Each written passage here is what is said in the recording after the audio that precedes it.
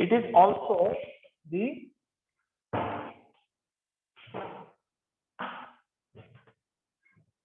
degree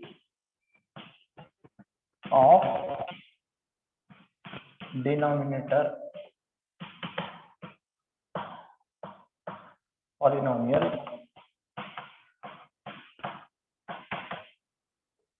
which is d of s. Okay, so these are the major things that we talked about, and the third important one,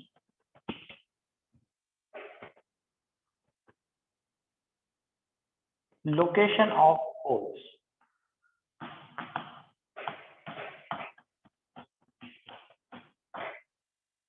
Okay, all poles on left hand plane,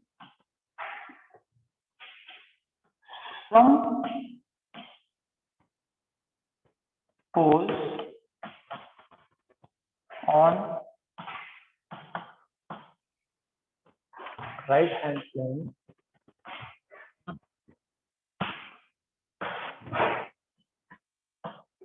and some pole on imaginary axis. These are the three conditions that we saw in the morning, right? If all poles of the system are on the left hand side, then system is stable. Okay. If any of the poles, say here we have n poles and 1, 2, 3 up to n, yes. If any of the poles is on the right hand side, the system is unstable. And finally, if any pole is on the imaginary axis, then the system is marginally stable.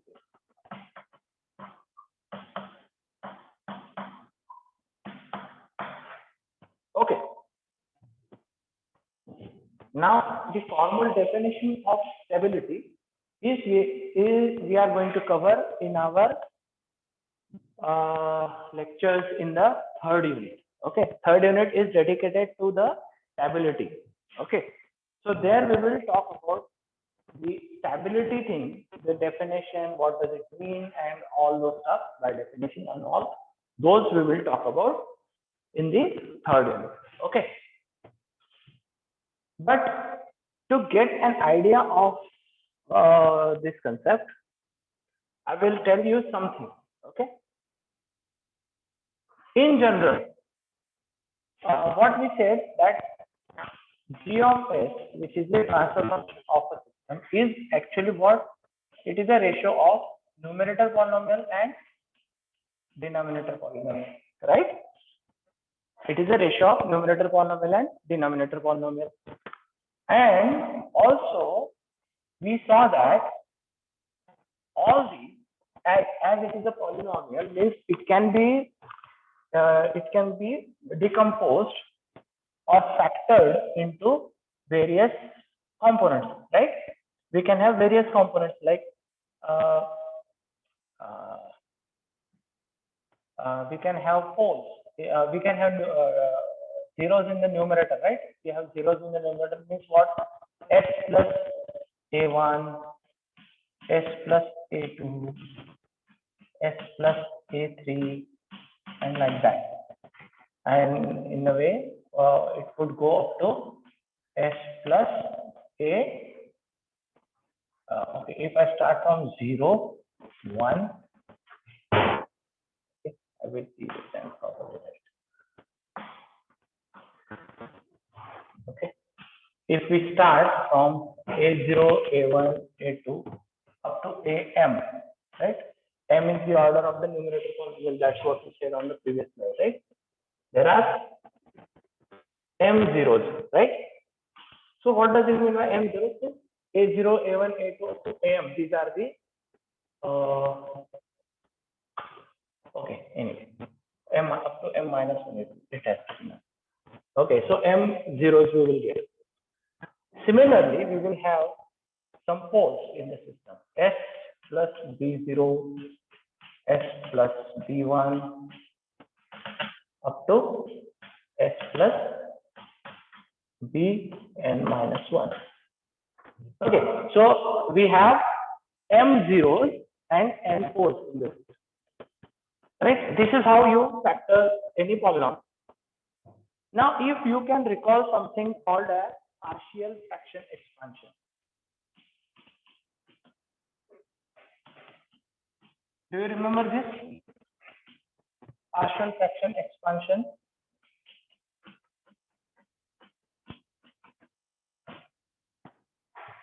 Anyone? Do you recall this partial fraction expansion? What does it mean by that?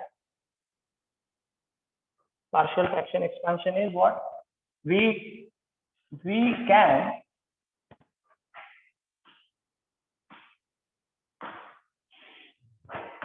what we have here, we can expand this, the same thing, we can represent this same ratio of polynomial as a1 upon s plus b0 plus a2 upon s plus b1 plus a3 upon s plus b2 and so on, going up to plus a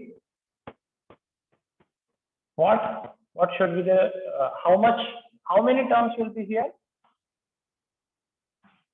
N minus 1 terms will be here. B n minus 1. So each pole will be situated like this. So basically what partial fraction expansion does is, if we have multiple factors in the denominator, we can represent them as a simple sum, and this is sum of some individual components. Okay, and each of these components now, if you can take a look at this, what is that? If you take Laplace inverse of this, what we will get? Can someone tell me? Laplace inverse of this first term, what we will get? Yes, Anjali.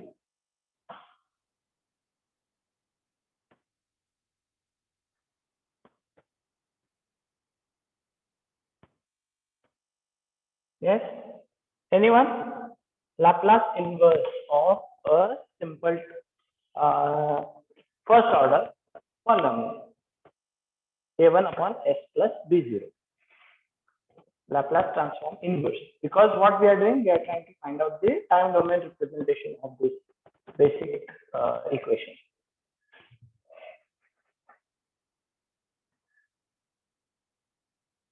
Yes, is someone trying to recall or no? Nothing.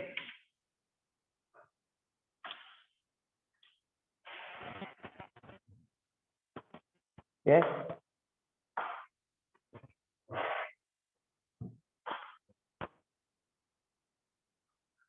Neha.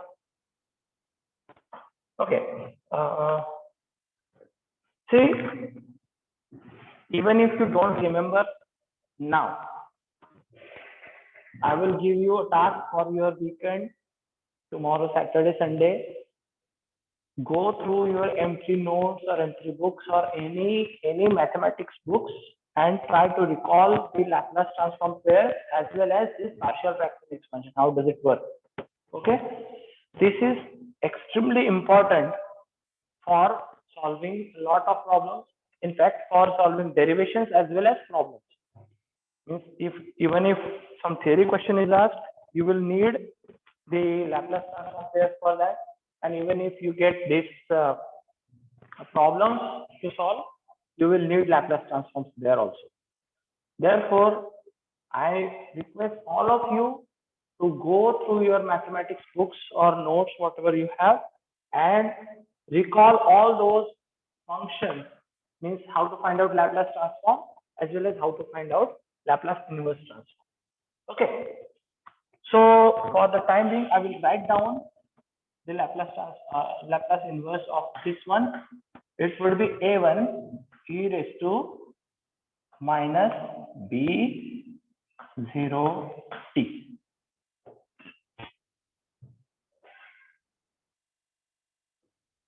Okay, A1 e raised to minus B0 t would be the Laplace inverse transform of this term. Okay, now how does this turn out? How does this turn out to be? If you try to plot the graph of this function in the time domain, what we are trying to plot? E raised to minus bt. Okay, we are trying to plot this function e raised to minus b of t. This is t. As time increases, what will happen? Let's say t equal to 0. At t equal to 0, what will be the value of this? Yes, anyone? It will be 1. Right? At t equal to 1, what will be the value of this function? Can someone tell me by calculating? E raised to minus t it would be, right? B, you can take any small value or something. Anyway, so the graph is like this. Okay, graph would be like this, a decreasing exponential. Okay, and this it means that if we apply some input to the well, now it is going to get a little bit complicated when I talk about. If we apply an impulse signal, you know, impulse signal at t equal to 0, the function is like this. Its the duration of the pulse is actually 0, and magnitude, if this is f of t, then magnitude f of t will be equal to 1. So this function, if you apply, which is an impulse function, the output will be a exponentially decaying function. Okay, and this is actually expected from a stable system. This is actually expected from a stable system, and that happens only when we get s plus b0 type of terms in the denominator. Means s plus b0 means where is the pole? S equal to minus b0 is the pole in this system. That's why it is said that if we get a pole on the left hand side, then only the system will be stable. Instead, if this is e raised to b0t, suppose it is like this, so what will happen? The graph, I will just change the color in this case. If e raised to b0, let's say b0 is 1, okay, b0 is, let's say, 1 into t. So at t equal to 0, it is 1, okay, but at t equal to 1, e raised to 1, so it will be something like this, and it will go on exponentially increasing. Even if the input ends, the output keeps on increasing exponentially. Now, can you tell me some system, or if you can imagine one system that we apply some input to the system and the output just keeps on increasing? Can we have any of the system in that nature? म्हणजे एखादी system आहे, तिला थोडंसं input दिलं आणि ती infinitely output produce करत राहील, असं होऊ शकतं का? It is not naturally possible. If something like that happens, we say there is a disaster. Means what is happening here? What is happening in this case? The output is going out of bound, it is going unbounded, and which is not a desired phase, and that's why it is called a sign of unstable system. Okay, so to sum up again, I will go back to the previous slide, that all poles must be on the left hand plane so that the system is stable. If any pole is on the right hand side, any pole, some or any, I would say, even one port will be on the right hand side, the system will be unstable. And what is marginally stable is the output just keeps on oscillating. It just keeps on oscillating. Nothing. It is not increasing, but it is not getting settled. So even without the input, there will be some output continuously given by the system, which is also not possible and not desired.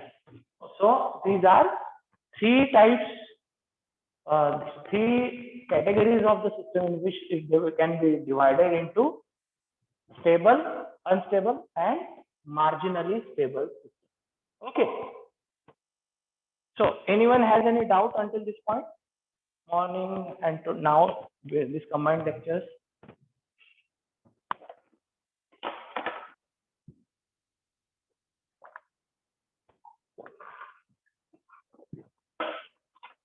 If you have any doubts, please ask.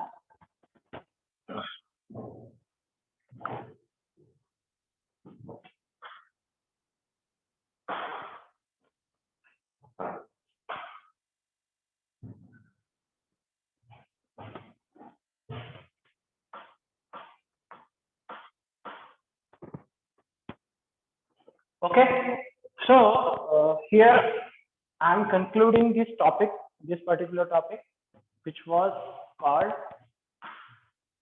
transfer function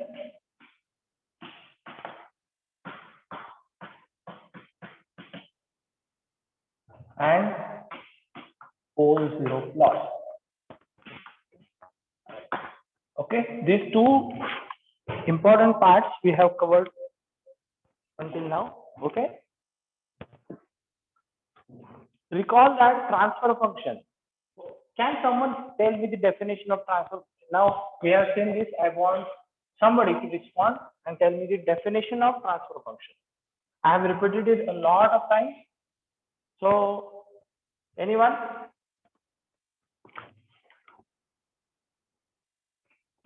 Pallavi.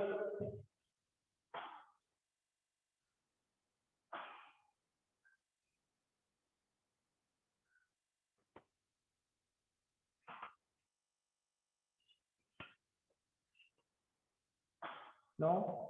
Hello, sir. Yes. Hello.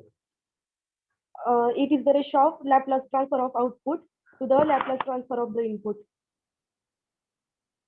Okay. Anyone wants to add something to it?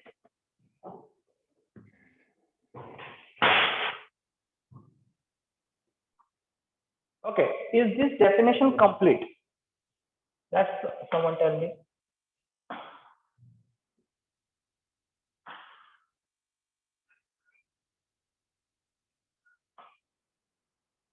Yeah, someone tell me, is this definition complete?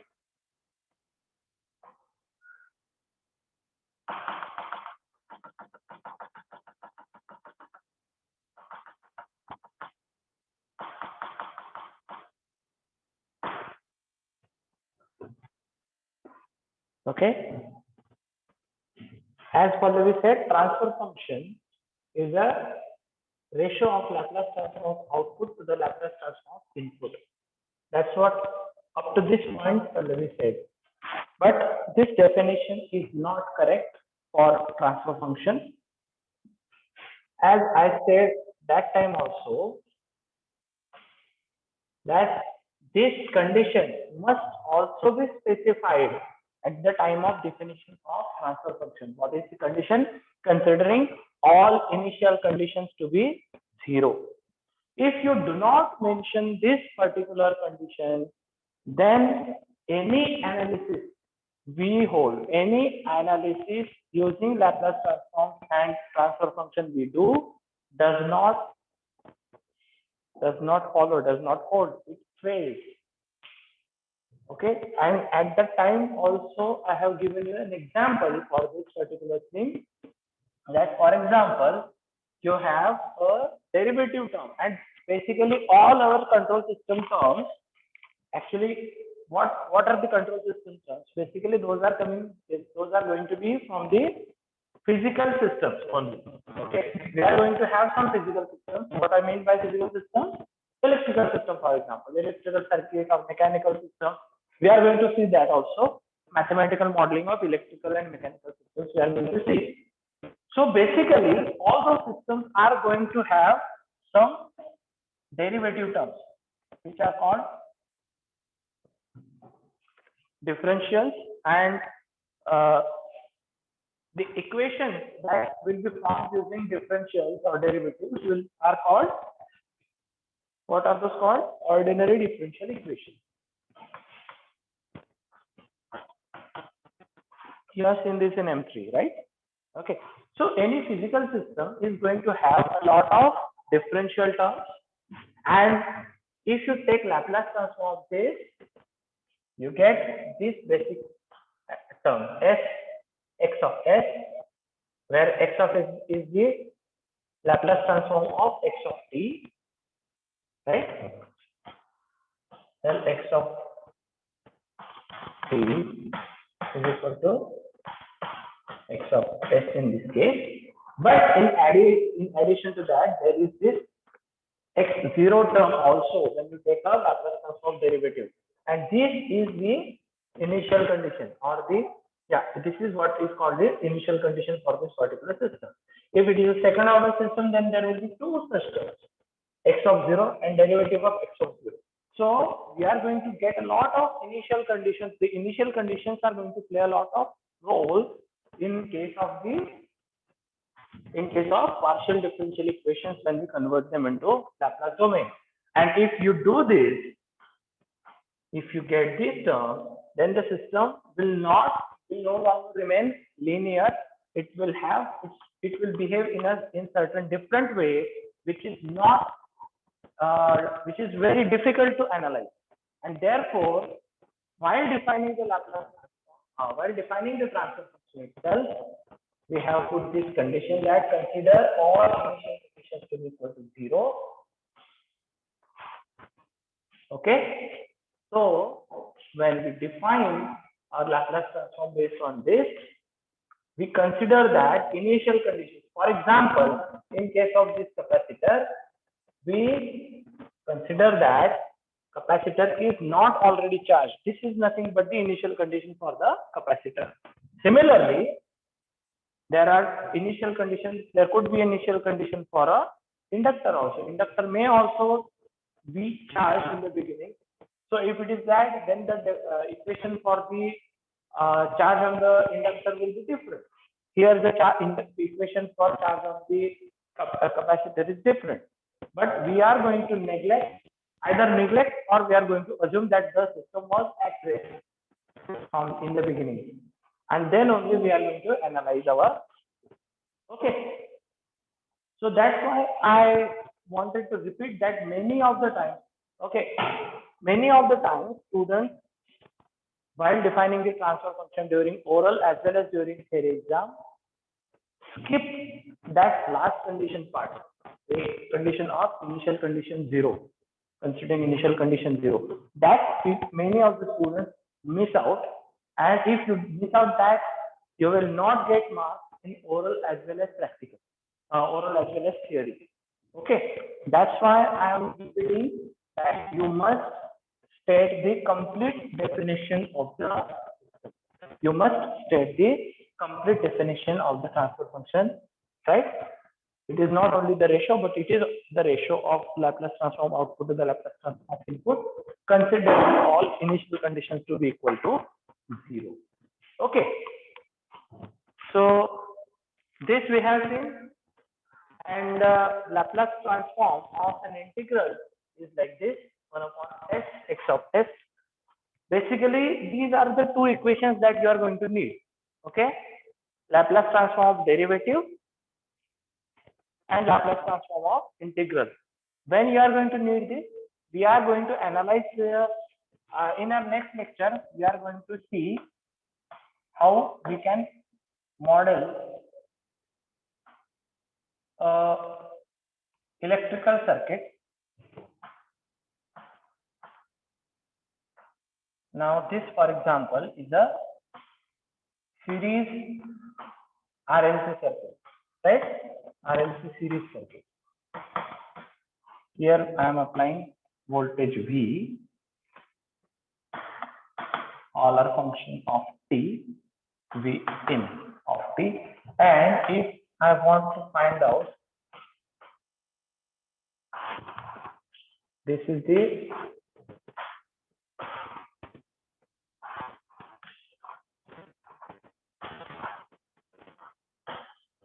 output v o of t, v out of t. Okay. So I'm going to apply voltage V in at some time at t equal to 0. And what will be the output? What will be the expression for V out? That you should know.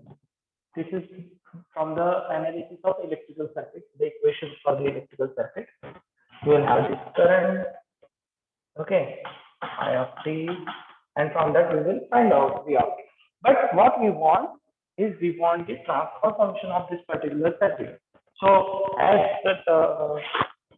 Pallavi rightly said, transfer function is the ratio of Laplace transform of output to the Laplace transform of input. Means what we will need? Laplace transform of out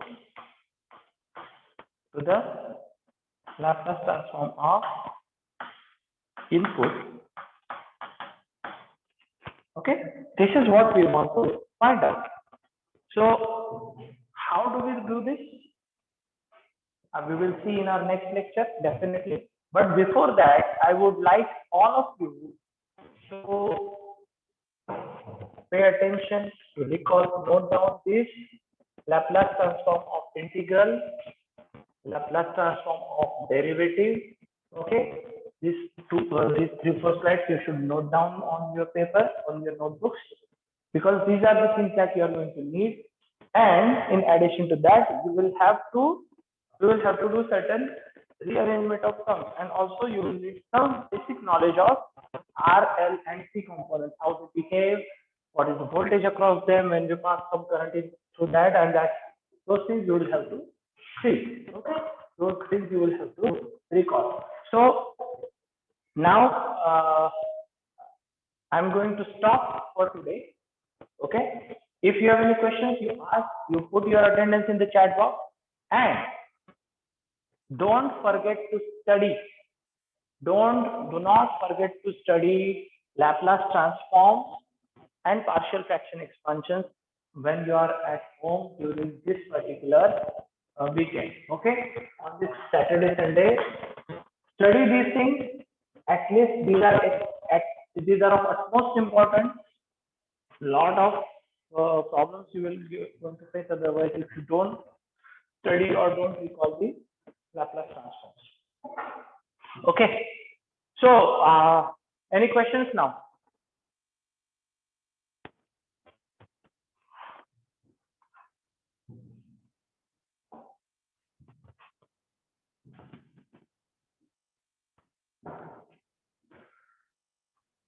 Yes, anyone? Put attendance in the chat box. You have not yet put. Only how many? Only 6 of you have put your. Only 6 of you have put your attendance here. Yes, I will put. I will share this PPT. Okay. Only some of you have put your attendance. All of you put your attendance. Otherwise, the attendance will not be marked at the end. Okay.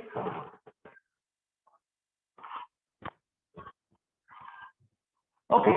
So I guess no other questions we have now. So we will stop here now. Okay. I will stop the share as well as the meeting, and we'll see you in our next lecture. Okay.